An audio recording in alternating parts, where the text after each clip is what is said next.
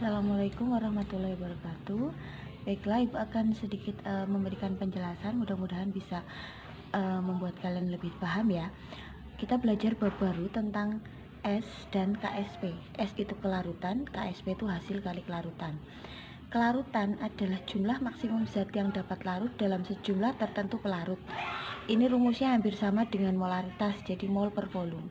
Kemudian KSP adalah hasil kali kelarutan, hasil kali dari konsentrasi ion-ion suatu elektrolit dalam larutan yang tepat jenuh. Nah, harga S di sini, harga kelarutan, semakin besar harga S, artinya kelarutannya besar. Kalau kelarutannya besar berarti artinya lebih mudah larut.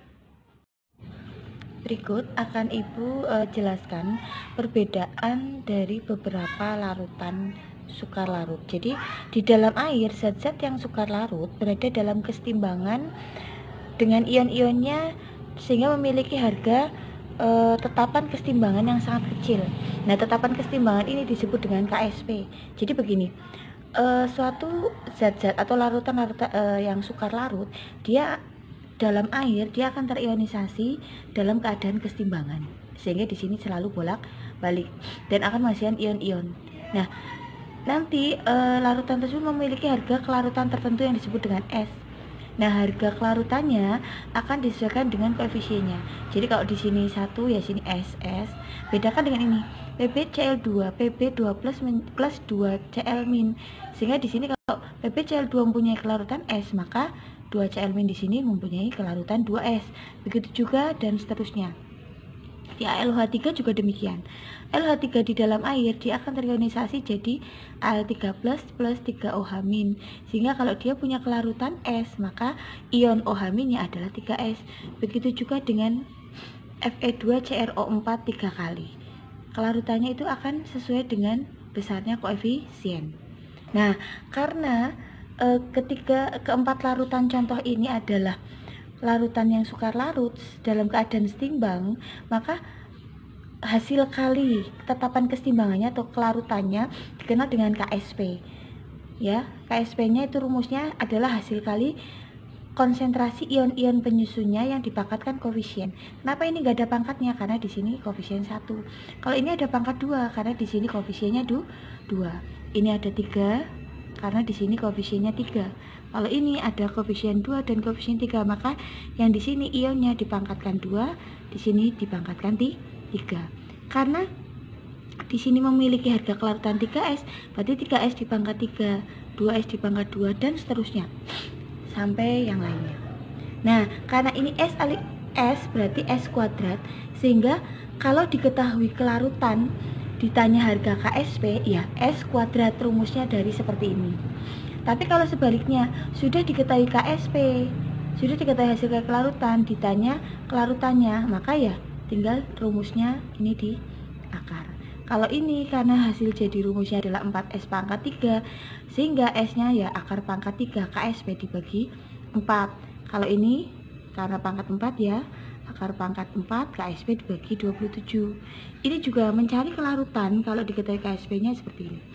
Jadi rumus-rumus di sini adalah hubungan antara S dan KSP. Jadi kalau diketahui besarnya S, kita bisa mencari besarnya KSP dari rumus ini. Ya, diketahui S-nya berapa, nanti S kuadrat berarti KSP-nya ini. Jadi rumus ini tergantung dari pengion, jadi ionisasi dari larutan tersebut. Bisa dipahami ya? Ada yang bertanya hubungannya dengan pH. Sekarang Ibu contohkan. Kalau di situ mengandung OH, biasanya di situ nanti ada pertanyaan yang hubungannya dengan pH. Ibu contohkan misalkan KSP MgOH 2 kali. KSP-nya sebesar 3,2 × 10⁻11. Ditanya pH-nya berapa. Ya, caranya ya kita cari harga S-nya.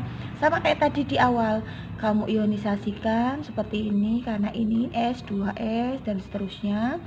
Sehingga kita tahu rumusnya S adalah akar pangkat 3, KSP dibagi 4, kita masukkan. Yang diketahui kan harga KSP, masukkan ke sini. Ketemulah S-nya adalah 2 × 10⁻4. Ini baru harga S. Kalau mencari pH kan kita mencari konsentrasi OH-. Konsentrasi OH- di sini adalah sebesar 2S.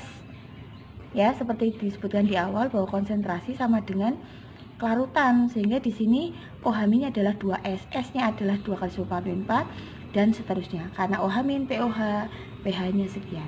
Bisa dipahami ya? Oke, ada pertanyaan.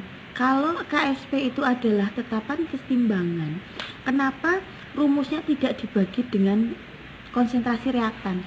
Karena yang memiliki harga KSP biasanya adalah larutan-larutan yang sukar larut, zat-zat yang sukar larut, sehingga di sini dia fasenya adalah S. Ketika dia dilarutkan dalam air, dia akan terlarut jadi ion-ionnya.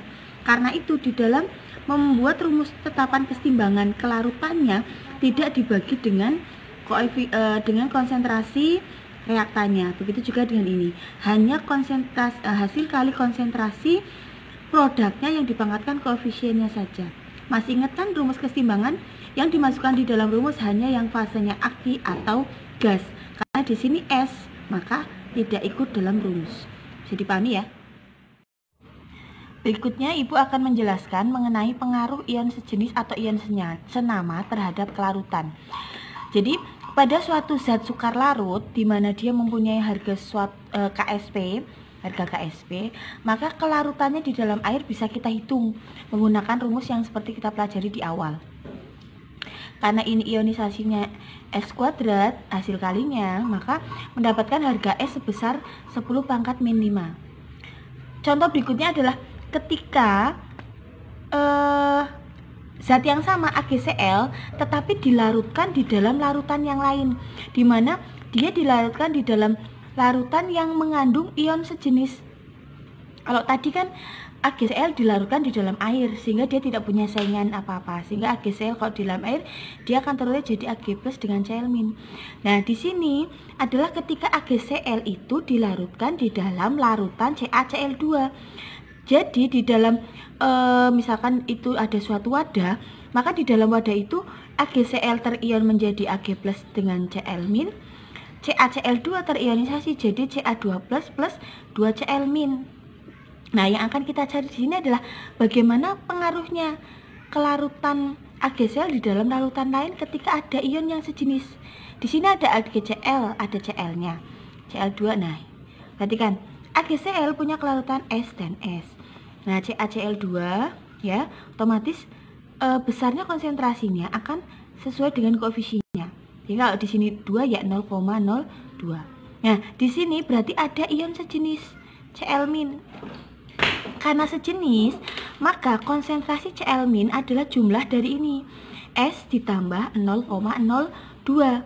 Nah, harga S diabaikan. Kenapa diabaikan? Karena terlalu kecil. Kecil dari mana? Kita lihat dari awal. S seharga 10 pangkat min 5, itu artinya 0,0001 gitu kan. Nah, karena terlalu kecil maka diabaikan sehingga yang dianggap hanya 0,02. Kita masukkan dalam rumus.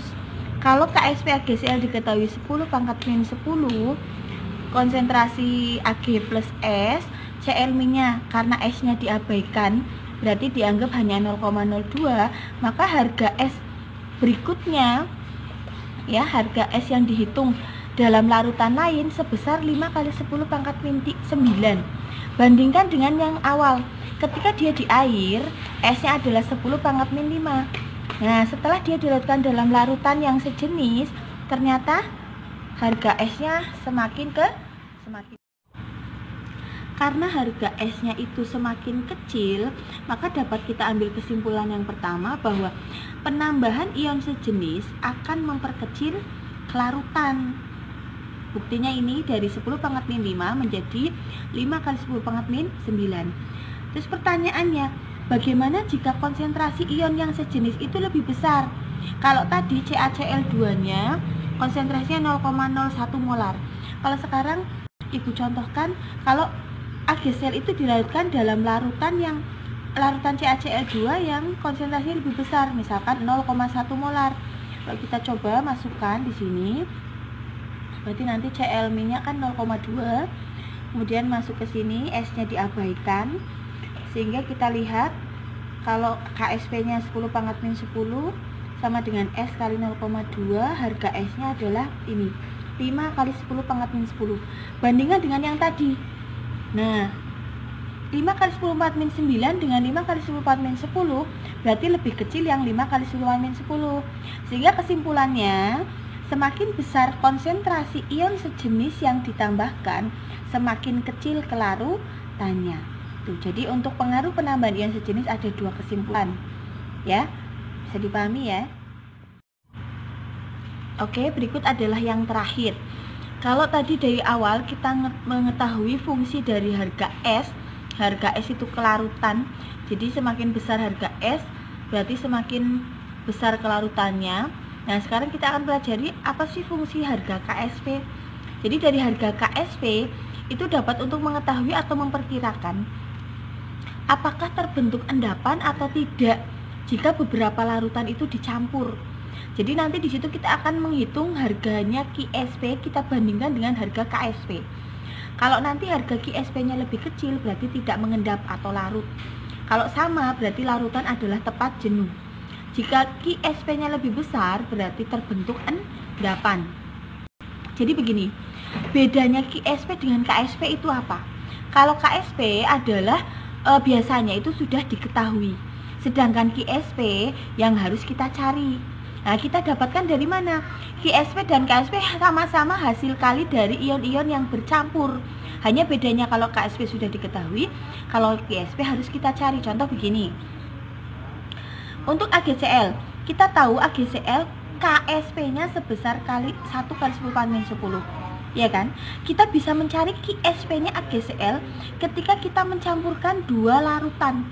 Ada AgNO3 dicampur dengan CaCl2. Berarti dalam campuran ini Ag-nya dari AgNO3, Cl-nya dari CaCl2. Kalau yang kita campur sebanyak 500 cm3, 0,01 molar dan seterusnya seperti di contoh, maka kita bisa mencari mol masing-masing. Nah, setelah mol masing-masing kita hitung, maka saat dua larutan ini kita campur berarti masing-masing akan terionisasi. Ya enggak? Jadi AgNO3 akan terionisasi jadi Ag plus dan NO3-, CaCl2 juga terionisasi jadi Ca2 plus ditambah 2Cl-. Yang masing-masing harga molnya akan berbanding sesuai dengan koefisiennya.